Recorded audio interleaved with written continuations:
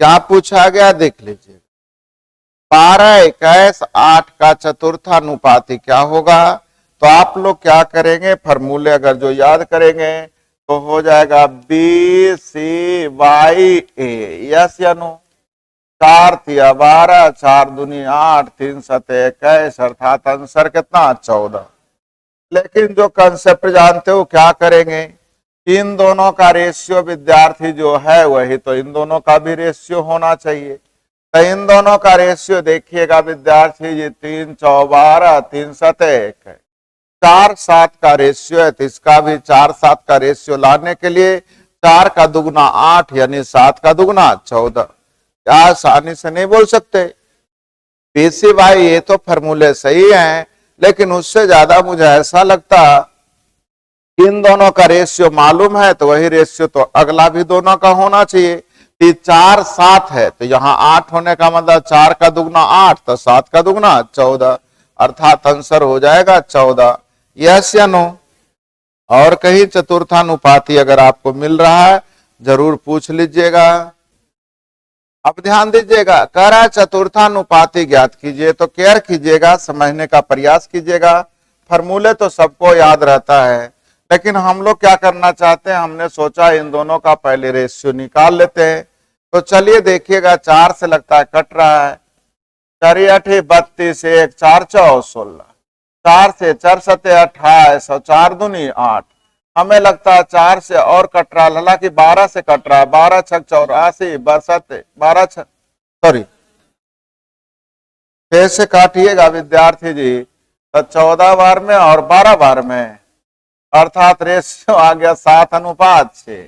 तो इसका तुलना 7 से गुने 6, और जब 7 से तुलना करेंगे 6 से गुना करेंगे तो 7 से 7 दूनी 14, 7 21, 23 38 से, अर्थात आंसर हो जाएगा 138। क्या आपको समझ में आ गया होगा? फिर से बातें करेंगे। पीसी भाई ये तो सबको करने आता ही है, लेकिन मैंने बोला आप लोग को 336, 288 और 161 है, तो चौथा अनुपात ज्ञात करना है। तो आप जल्द से जल्द इन दोनों का रेशियो अगर निकलता है तो निकाल ले। तो चलिए, मैंने कहा 4 से कट रहा है, 4 से ही काट देते हैं। 4 से 4 8 32, 1 4 चौ 16, 4 से काटिएगा विद्यार्थी जी, 4 सते 28, 4 दूनी 8, जी सही है। आगे और कटता है तो काट लेंगे, बरसते अब 12 छक, तो 7 6 का रेशियो है, तो ये भी 7 6 का रेशियो होने के लिए इसका तुलना विद्यार्थी जी 7 से निकालना है, 6 वाला हल कर लेंगे। तो जल्द से जल्द हल करिए, 7 दूनी 14, 7 21 यानी 23 छक 38 से, अर्थात आपका आंसर 138। फिर से 36 है और 9 है, आपको बीच वाली बातें करनी है। तो आपको कभी सिखाए थे लगातार अनुपात का मतलब जीप याद है? तो एक घर है, एक दो घर जाना है, दो घर का मतलब स्क्वायर हुआ होगा किसी न किसी का। तो दो घर के लिए स्क्वायर, तो एक घर के लिए स्क्वायर रूट करेंगे ना। तो 36 और 9 का स्क्वायर रूट जल्दी बोलिए। 6 और 3 का मतलब विद्यार्थी जी 6 का आधा न 3 होता है, तो 36 का आधा जल्दी बोलिए। और दशमलव एकक अंक में है तो एकक अंक रख दीजिए, अर्थात आंसर 1.8। इसको कहते हैं हम अपना नया तरीका निकालते रहना। फिर से समझिएगा, मन ही मन सोचिएगा विद्यार्थी जी, इन दोनों में रेशियो अगर कटता है मन ही मन तो काट लीजिएगा। तो 4 1 ना, कि जब भी है 2 घर है तो वर्गमूल निकलवे करेगा, 3 घर रहेगा तो क्यू रूट निकलवे करेगा, टेंशन मत लीजिए। तो 2 घर का मतलब वर्गमूल निकलेगा ही, तो 4 और 1 का वर्गमूल 2 1 ना होगा। तो इन दोनों में रेशियो 2 1 का, या बोल सकते हैं इन दोनों में भी रेशियो 2 1 का। तो 2 1 का मतलब ये 2 तो ये 1 मतलब 36, तो ये 18, 18 का मतलब जल्दी बोलिएगा 1.8। बोल सकते हैं कि नहीं?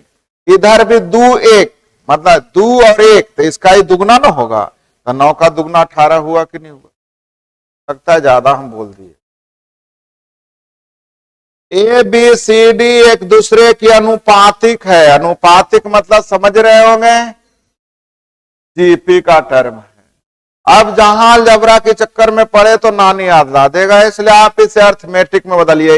1 2 4 8। क्या आप एग्री हैं आप लोग? पूछ रहा ए स्क्वायर सी स्क्वायर यानी 1 का स्क्वायर और 4 का स्क्वायर यानी हो गया 17। B square D square, B square D square का मतलब विद्यार्थी 4 और 64 कितना 68। क्या मध्यानुपाती? अब रुकिएगा, इसका ही 4 गुना हुआ, अरे 10 स्क्वायर करेगा तो 4 गुना नहीं, ऐसे दुगना अर्थात ही होना चाहिए। जल्दी बोलिए। आप सोच भी सकते हैं 17 का दुगना दुगना हो रहा है कि नहीं। मध्यानुपाती निकाले 34। अब ऑप्शन में चेक करिए किसका मान 34 आएगा। AC बटा BD, तो AC का मतलब हो गया 4, अब BD का मतलब हो गया 16, 34 होने वाला नहीं। ABCD, AB हो गया 2 और CD हो गया 32, मामला तो चल गया नहीं। A बटा B तो अब भिन्न में आ जाएगा, ये होने वाला नहीं। A स्क्वायर B स्क्वायर तो और भिन्न में आएगा, ये भी होने वाला नहीं। अर्थात आपका आंसर कौन होगा? हमारी बातें समझ में आ गई? बोलते भी नहीं आप लोग।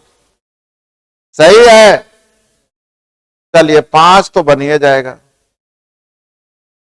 अब जरा आइए एक नई क्वेश्चन जरा सीखिएगा क्या कह रहा है, दिमाग लगाते हैं।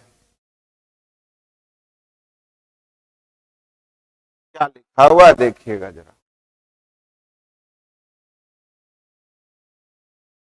7 16 43 79 में क्या जोड़ा जाए कि संख्याएं समानुपाती? तो कह रहा है 7 16 43 79। सीखिएगा, बहुत अच्छी क्वेश्चन है और खास करके अभी के लिए। अभी मतलब अभी जो नए नए एग्जाम आ रहे हैं ना, इस पे बहुत तरीके से क्वेश्चन घुमा के पूछ रहा है। 7 16 43 79 आपकी रेलवे में तो हर एक बार ही पूछा गया। इस बार करा प्रत्येक में हम क्या जोड़े कि समानुपाती हो जाए। हम लोग एकदम 9th की तरीके लिख रहा हूं। पहले प्रत्येक में क्या जोड़ा जाए कि समानुपाती हो जाए, मतलब पहला और दूसरा का जो रेशियो होगा वही रेशियो दूसरा और। हाँ या ना? अब हल करने के लिए क्या करिएगा, नजदीक को नजदीक से और दूर को। चलिए हम ही गुना करते हैं, आप लोग कहिएगा क्या सर हमको फंसा देते हैं बड़का में।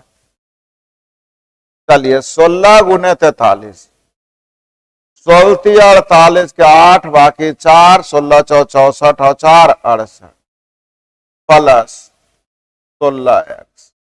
अब x से गुना करेंगे 43x प्लस x बराबर 7 63 के 3 बाकी 6, 7 49 और 6 55 प्लस 7x अब plus 79x plus x square. Yes या नो? x स्क्वायर से x स्क्वायर तो नानी घर, 553 इधर आ जाएगा। 8 में से 3 गया 5, 8 में से 5 गया 3, 6 में से 5 गया 1।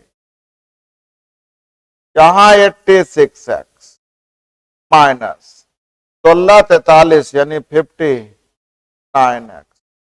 अब 86 में से 59 घटा दीजिएगा, 27 हो जाएगा क्या? तो 27x बराबर 135 यानी x का मान जल्दी बोलिए।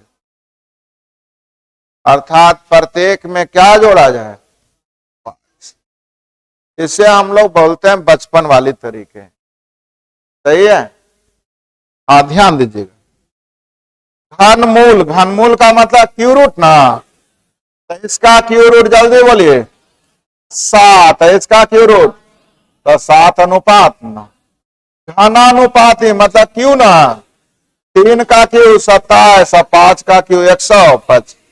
क्या अब आप लोगों को बनाने आ गया? अगर आप घर बैठे कम पैसे में अपनी परीक्षा की अच्छी तैयारी करना चाहते हैं तो प्ले स्टोर से स्टडी ट्रेंड ऐप डाउनलोड करें।